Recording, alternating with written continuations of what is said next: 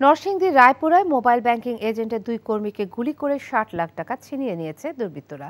গুলিবিদ্ধ দুই কর্মীকে ঢাকায় পাঠানো হয়েছে।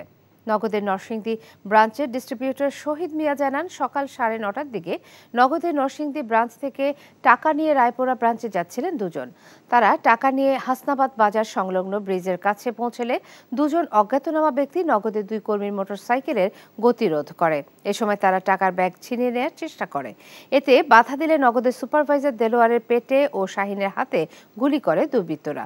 পরে প্রায় ৬০ লাখ টাকা ভর্তি ব্যাগটি ছিনিয়ে নিয়ে পালিয়ে যায় তারা। পরে স্থানীয়রা আহতদের উদ্ধার করে নরসিংদী সদর হাসপাতালে নিয়ে যায়। সেখান থেকে তাদের ঢাকায় পাঠানো হয়। পুলিশ ঘটনাস্থলে পরিদর্শন করেছে। এই ঈদে দেশ জুড়ে কেনাকাটার ফুর্তি হবে শুধু বিকাশে, সাথে ডিসকাউন্ট কুপন, ইনস্ট্যান্ট ক্যাশব্যাক।